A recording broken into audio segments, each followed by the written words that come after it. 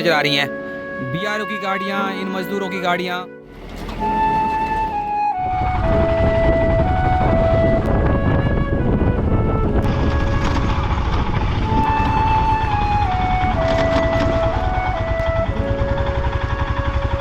ये पुल के पुल बहकर आए हैं। देखिए मानसून में भारी तबाही मचाती है ये नदी।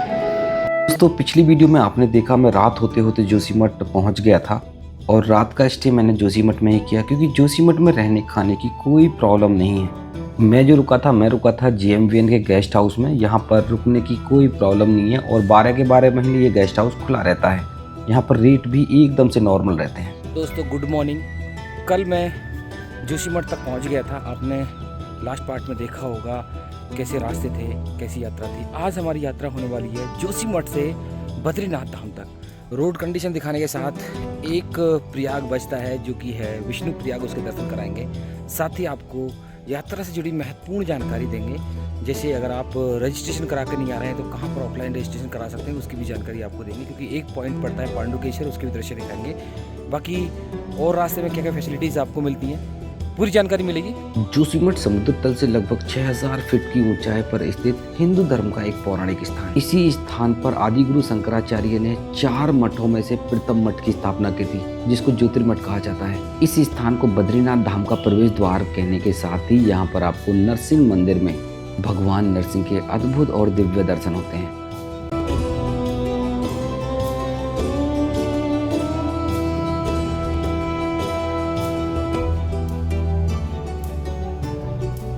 जोशीमठ प्रसिद्ध हिल स्टेशन औली का भी बेस कैंप है, इसलिए यहाँ पर बहुत बड़ी संख्या में होटल धर्मशालाएं हैं जहाँ पर आप रुकने खाने की व्यवस्था कर सकते हैं, लेकिन यहाँ पर महंगाई थोड़ी सी ज़्यादा रहती है।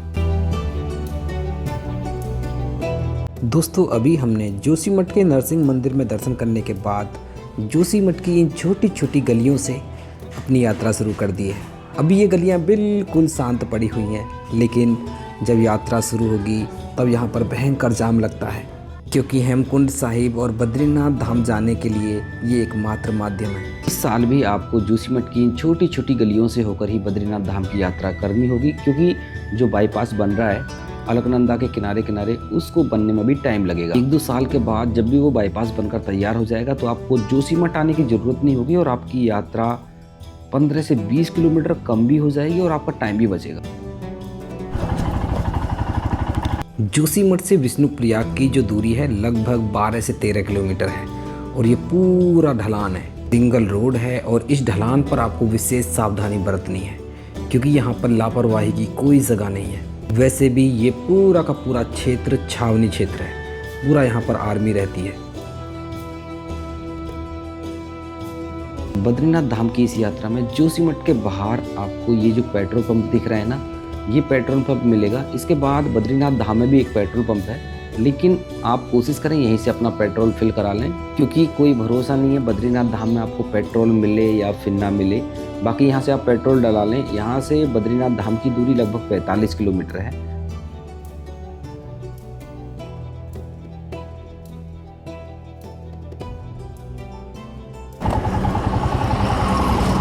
अभी जैसे जैसे मैं बद्रीनाथ धाम की ओर बढ़ रहा हूँ, पूरे बर्फीले ग्लेशियर नज़र आ रहे हैं। इस साल मार्च के लास्ट में बहुत ज़्यादा बर्फबारी पहाड़ों में हुई है।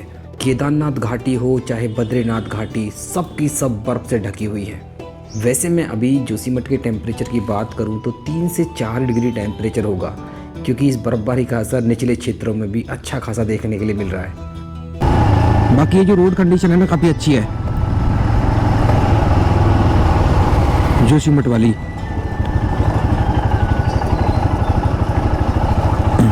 ऐसी ही मिलेंगी जैसे आपको पिछले साल मिलती थी।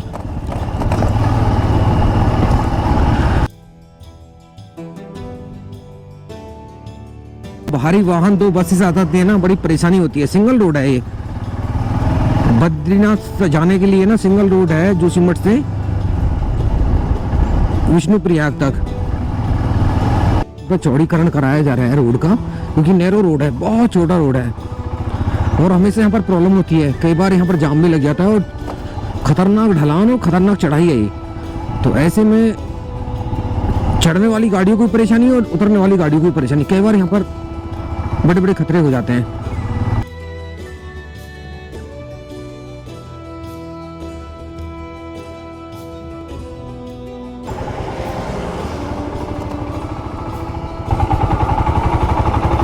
देखिए यहाँ पर भी काम चल रहा है। मुझे लग रहा है काम निपटा लिया जाएगा। अभी कुछ गाड़ियाँ चल रही है ना, ये गाड़ी चल रही है सब लोकल्स हैं यहाँ के, जो गांव है बद्रीनाथ के आसपास, वहाँ तक के लिए गाड़ियाँ चल रही हैं ये।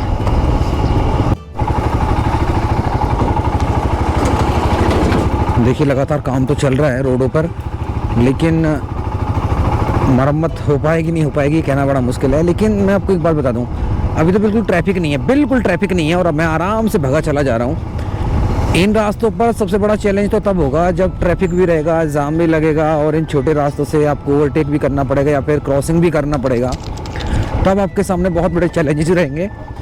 तो इसलिए देखिए मैं आपको बार बार यही बोलता हूँ, अगर आप पहली बार अपनी गाड़ी लेकर आने का विचार कर रहे हैं, 2 व्हीलर या 4 व्हीलर जो भी, तो अगर आपको बिल्कुल भी अनुभव नहीं है ना पहाड़ों का, तो इससे अच्छा है टूर पैकेज ले लो। क्योंकि देखिए पैसे तो फिर भी कमा सकते हैं, लेकिन कोई अनहोनी, कुछ भगवान ना करे कुछ हादसा आपके साथ हो जाए। तो मैंने कल जो वीडियो बनाई थी, जो पार्ट 1 डाला था आपके लिए, तो उसमें भी रोड की कंडीशन आपने देखी होगी, कई जगह तो बड़ी भयानक स्थिति है, और ये स्थिति और भी ज़्यादा खतरनाक हो जाएगी। और शुरू के 2 महीने तो समझ लीजिए जाम के कारण यहाँ पर परेशानी रहेगी, उसके बाद मानसून आ जाएंगे तो मुझे लगता है कि ये रोड बचेंगे। कई पैचेस तो ऐसे हैं, पीपल कोटी के बाद भयंकर लैंडस्लाइड जो है ना, वहाँ पर सिंगल गाड़ी भी नहीं निकल पा रही है, आज की डेट में सिंगल गाड़ी भी नहीं निकल पा रही है। तो मान के चलिए आने वाले दिन कैसे होंगे। बिल्कुल नीचे अगर आप देखेंगे तो जयप्रकाश का हाइड्रो पावर प्रोजेक्ट है।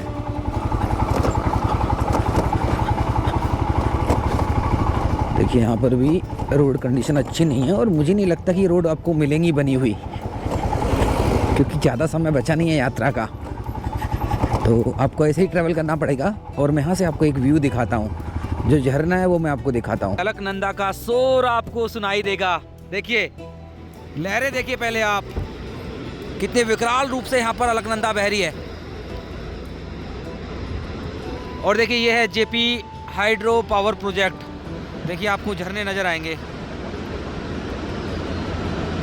अद्भुत दृश्य है एकदम से। और देखिए इस ब्रिज को हम पार करके सीधे चले जाएंगे विष्णुप्रयाग।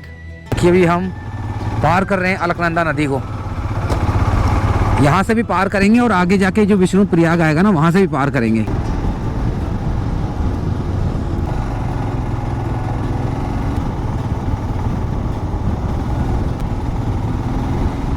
दोस्तों ये है 5वें नंबर का प्रयाग, या फिर इसको पहले नंबर का प्रयाग भी बोल सकते हैं, विष्णुप्रयाग। देखिए सामने से आ रही है धौली गंगा, और इधर से आ रही है अलकनंदा, दोनों का संगम यहाँ पर हो रहा है।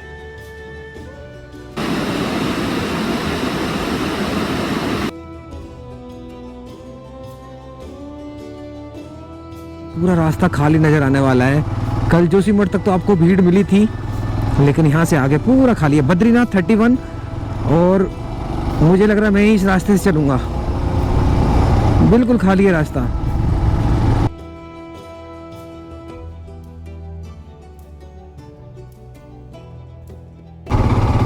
देखिए यहाँ पर नया ब्रिज बना दिया गया है, शायद इस साल इसकी ओपनिंग होगी। देखिए आगे से भी देखिए जगह बनाई जा रही है। ये पूरा लैंडस्लाइड जोन हो गया था, देखिए इसको हटाया जा रहा है, यहाँ से मलबे को हटाया जा रहा है। ऊपर जेसीबी काम कर रही है।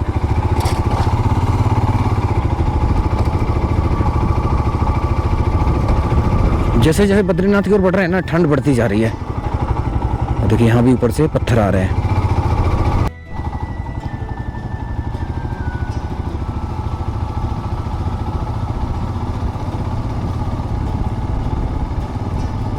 देखिए दूर दूर तक कोई नजर नहीं आ रहा है, पूरा का पूरा रास्ता खाली है। देखिए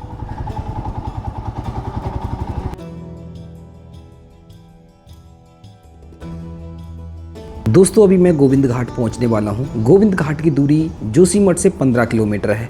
रोड कंडीशन आप देख रहे हैं, रोड कंडीशन एकदम से बढ़िया है। अभी तक ना तो आपको कहीं पर लैंडस्लाइड, ना ही कहीं टूटा फूटा रास्ता नजर आया होगा। हालांकि जोशीमठ से जैसे नीचे की ओर डाउन होते हैं, वहाँ पर हल्की फुल्की रोड की कंडीशन नॉर्मल है, और उस स्थान पर ना रोड छोटा भी है, तो वो थोड़ी सी प्रॉब्लम है। बाकी रोड एकदम से एक नंबर है। वैसे जोशीमठ से लेकर बद्रीनाथ धाम तक ये लगभग हमारा 45 किलोमीटर का सफ़र होने वाला है। इसके बीच में आपको दो ही ऐसी जगह मिलेंगी जहाँ पर आप रुकने खाने पीने की व्यवस्था कर सकते हैं। पहला है गोविंद घाट तो दूसरा है पांडुकेश्वर।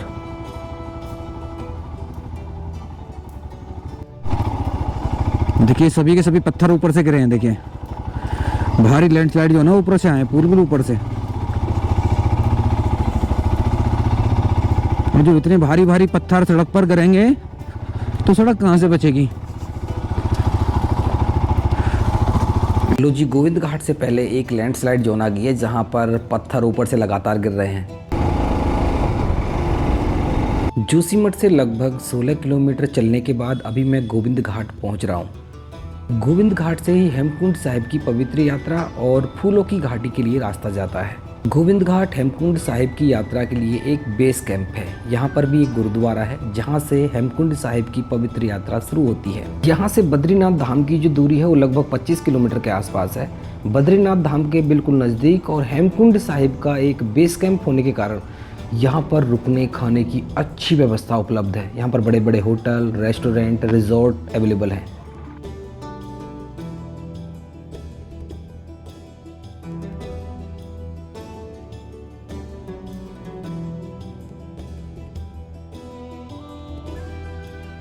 गोविंद घाट से लगभग 2 किलोमीटर आगे चलने के बाद अभी मैं पहुंच गया हूं पांडुकेश्वर।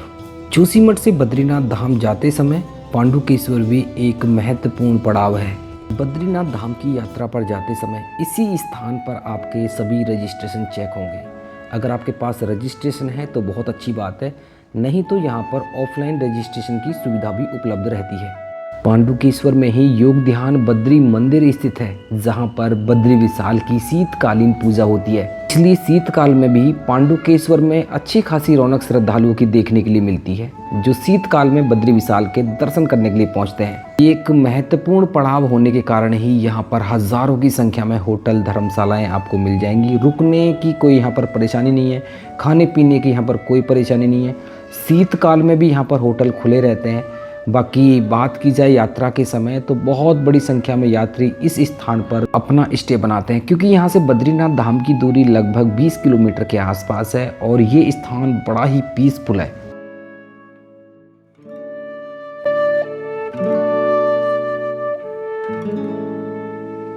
पांडुकेश्वर से लगभग 2 से 3 किलोमीटर आगे चलने के बाद अभी मैं पहुंच गया हूं विनायक चट्टी, जो कि घाटी में बसा एक खूबसूरत सा गांव है।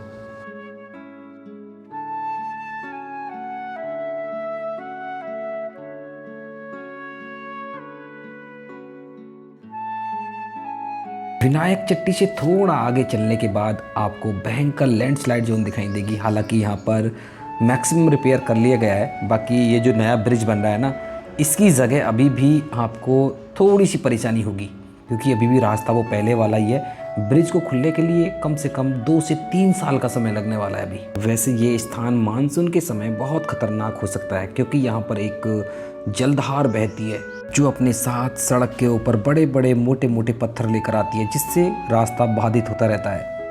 वैसे फिलहाल के तो हालात यहाँ पर नॉर्मल हैं, आराम से गाड़ियाँ निकल रही हैं, लेकिन जब यात्रा चालू होगी तो यहाँ पर भी जाम की समस्या बनेगी।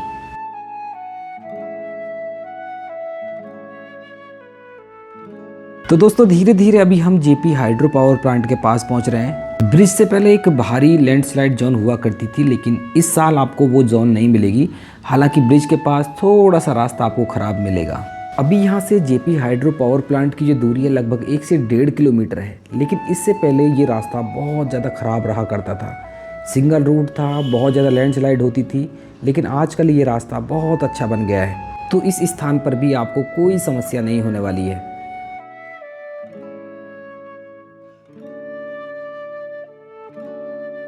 यहाँ से रास्ता चौड़ा भी है और डबल लेन भी है, और साथ ही देखिए नया ब्रिज भी यहाँ पर बना दिया गया है। पहले एक छोटा ब्रिज हुआ करता था, लेकिन अभी नया ब्रिज बना दिया गया है। यहाँ से 2 गाड़ियाँ आराम से पास भी हो सकती हैं।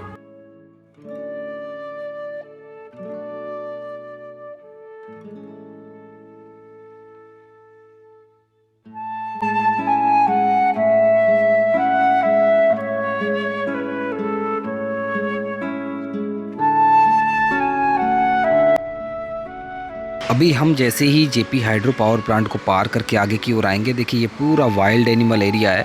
यहाँ पर कई बार जंगली जानवर दिखाई दे जाते हैं, कई बार यहाँ पर भालू लेपर्ड दिख जाते हैं। वैसे नॉर्मल यात्री यहाँ पर रुकते नहीं हैं। अगर आप भी आ रहे हैं तो इस स्थान पर रुकने की कोशिश ना करें, डायरेक्टली आप चलते रहें बद्रीनाथ धाम की ओर।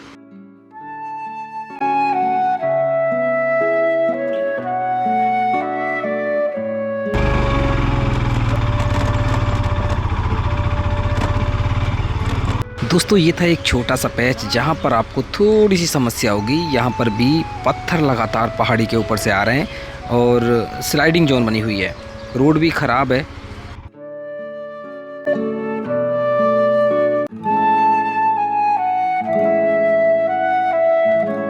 दोस्तों अभी 4 से 5 किलोमीटर का सफ़र और बचा है और उसके बाद हम पहुंच जाएंगे हनुमान चट्टी। हनुमान चट्टी से बद्रीनाथ धाम की दूरी 10 किलोमीटर है। वैसे जब यात्रा बंद रहती है तो हनुमान चट्टी से आगे यात्रियों को नहीं जाने दिया जाता है। तो चलिए देखते हैं कैसी कंडीशन है, जाने दिया जाएगा या फिर नहीं जाने दिया जाएगा।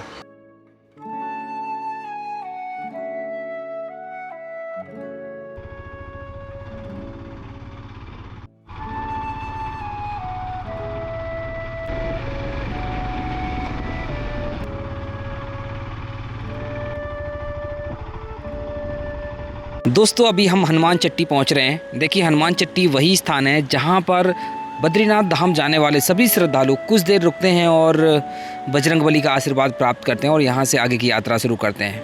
बाकी देखिए यहाँ पर एक चेक पोस्ट है, पुलिस चौकी है और देखिए यहाँ पर पूरी बैरिकेडिंग करके रखी हुई है। रास्ता पूरा ब्लॉक है और मंदिर भी बंद है। दोस्तों अभी मैं हनुमान चट्टी पहुंच गया हूं और यहाँ से आगे बैरिकेड लगा कर रखे हुए हैं। यहाँ से आगे किसी टूरिस्ट को नहीं जाने दिया जा रहा है। ओनली जो वर्कर्स हैं जो वहाँ पर काम कर रहे हैं, सड़कों पर काम कर रहे हैं, उनको अलाउड किया जा रहा है। तो मैंने 3 महीने पहले यात्रा की थी बद्रीनाथ धाम की। जो रोड कंडीशन है वो मैं आपको दिखा देता हूँ। हालांकि कोई गाँव नहीं पड़ेगा, रुकने खाने पीने की कोई फैसिलिटी आपको हनुमान चट्टी के बाद सिर्फ बद्रीनाथ धाम में मिलेगी। तो ये वीडियो देखिए और आपको पूरा आइडिया हो जाएगा जोशीमठ से बद्रीनाथ धाम की रोड कंडीशंस कैसी हैं, कैसा रोड है, कहाँ पर कोई प्रॉब्लम है नहीं है।